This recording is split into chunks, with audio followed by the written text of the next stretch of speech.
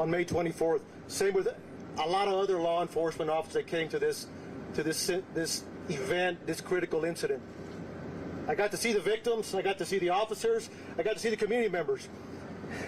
It is so hard. It's hard to take, it's traumatic. We're all hurting inside.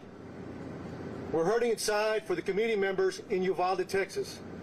We're hurting inside with our local partners that have to live here and work here every day. The victims, the family members, we feel for them. I'm a father. I can't go home tonight and hug my kids. That hurts.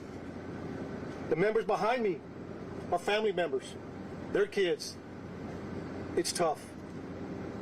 It's tough, it's hard, but that gives us the motivation to move on, to do good work for Uvalde, Texas, for the victims.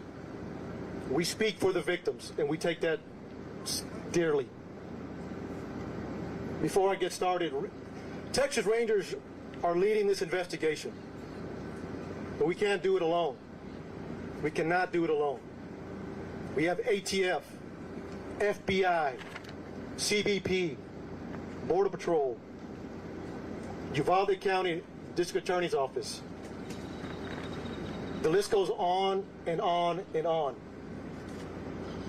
But the agencies I told you are the main ones that are assisting with this investigation. We want to know what happened, recreate the scene.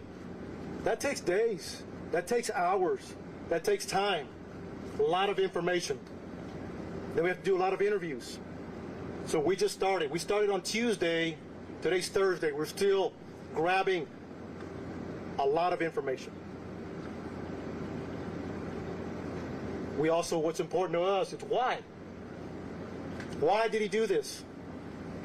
Why did he do this? Who is this man? The suspect. We're going to find out. With all the different agencies that are involved, we're working every angle that's available. And we won't stop until we get all the answers that we possibly can. So again, I want to thank these men and women that are behind us supporting the DPS and the Rangers. So there's a lot of information I'm going to give you. There's some new information as of Tuesday that I wanted to clear up, that we want to clear up, that's been pushed out. We'll continue to have updates in the coming days once the information is obtained and we're able to confirm and corroborate that. We want to make sure we're pushing out the right information. Early on, when we came in, we were receiving a lot of information from a lot of different locations. That's a baseline. You start there. We made some reports. But since then, we started doing interviews. We started working the crime scene, so we're cooperating. I want to share some of that. It's a small piece of information right now, but it'll grow within days. So please, thank you for being here and being patient with us. It means a lot. On Tuesday, May 24th at 11:28, suspect just west of here wrecks his vehicle, pickup truck that he took from his grandmother. He had just shot his grandmother in the face. She's alive. She's stable at this point. At 11:28, he's sitting there at the bardage. He jumps out the passenger side of the truck. According to witnesses, he's got a long arm, rifle, and a bag. Later we find out it's ammunition.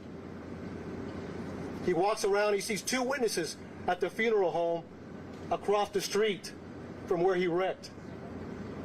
He engages and fires towards them. He continues walking. He continues walking towards the school.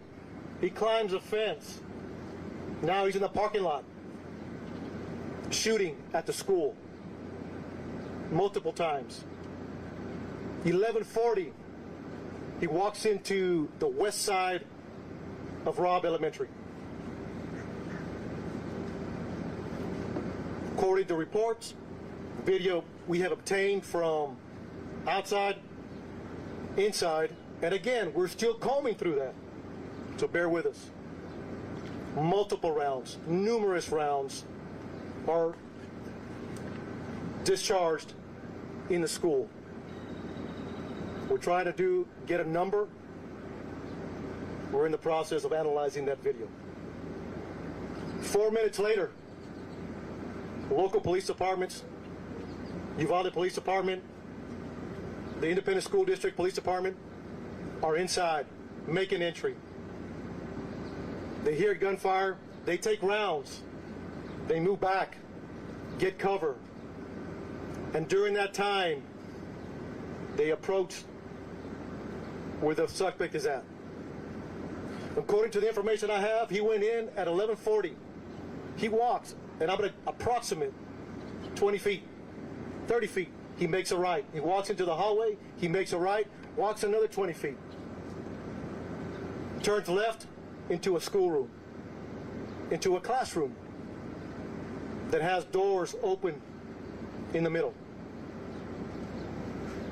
Officers are there, the initial officers, they receive gunfire.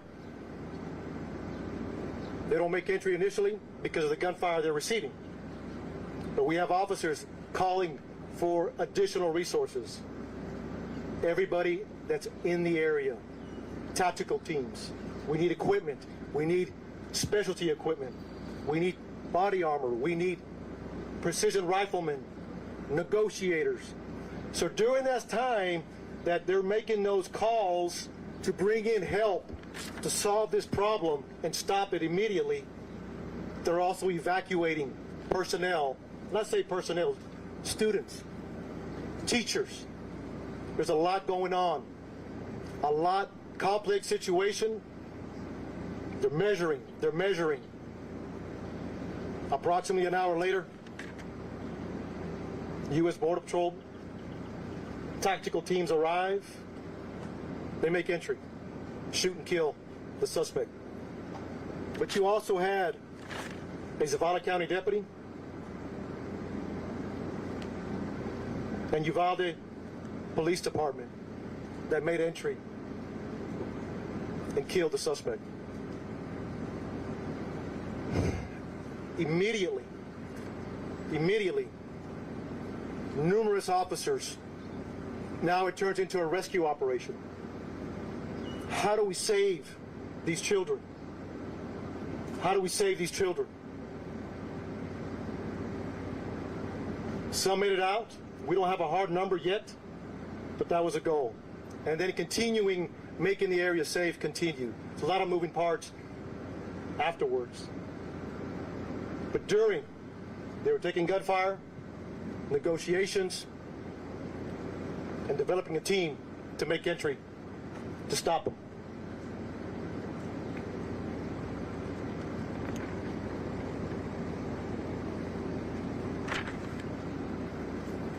I'll take a few questions. And again, look, summary.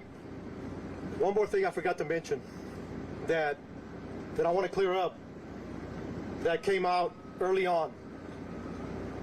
It was reported that a school district police officer confronted the suspect that was making entry.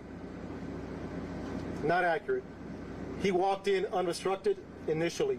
So from the grandmother's house to the bar ditch to the school, into the school, he was not confronted by anybody. To clear the record on that. 4 minutes later, law enforcement are coming in to solve this problem. So, Director, how is he able Stand to by. So, just want to clear that up. That's very important. And again, this will happen as we move forward. So, thank you. I'll take a few questions. How is he able to get in if it was a school that's supposed to be locked during the school day? So right now, during the investigation, it appears it was unlocked. So we're going to look at that and try to corroborate that as best as we can.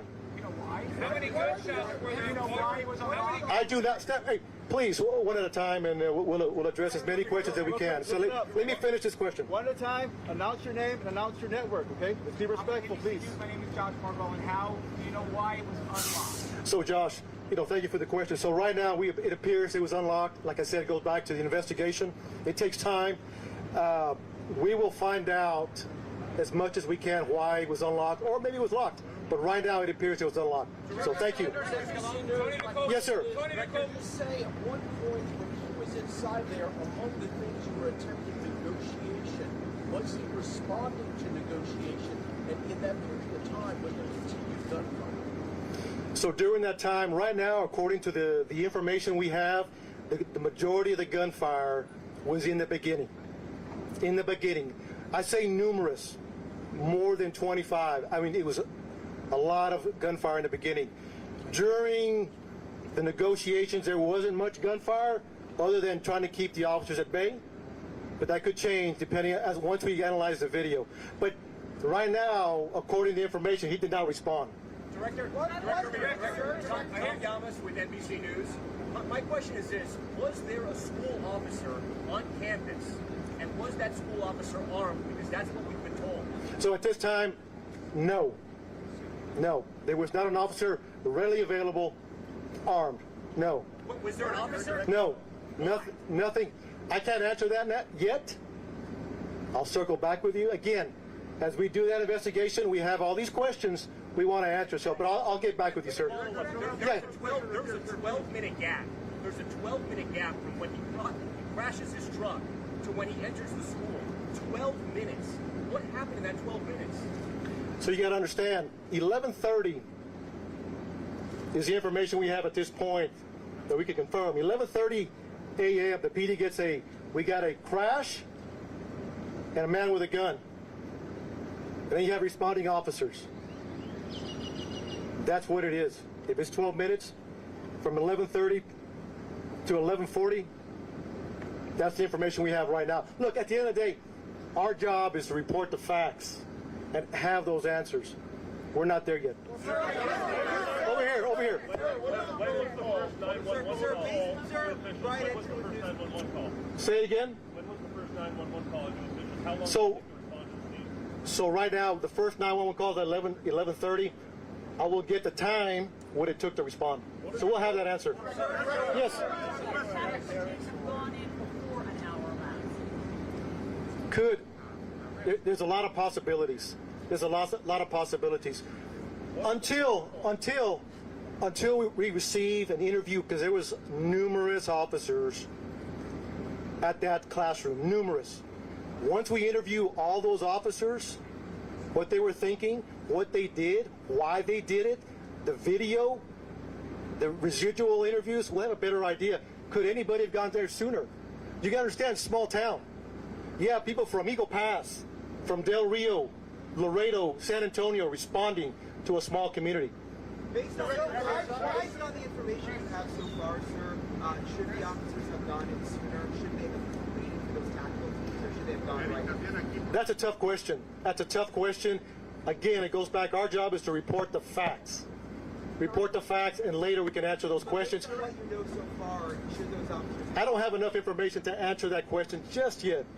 So, one more question, please. Is it accurate that eyewitnesses and potentially parents of the students were urging the police to go in while you were waiting for a tactical SWAT team, even that some parents were asking to borrow police armor so they could make a counter assault on the school? I have heard that information, but we have not verified that yet. So, we have not verified is that a true statement or not, or is it just rumor out there? So you got to understand, we're getting a lot of information. We're trying to track down and see what is true. We want to vet it. That's all I have for questions. Thank you so much.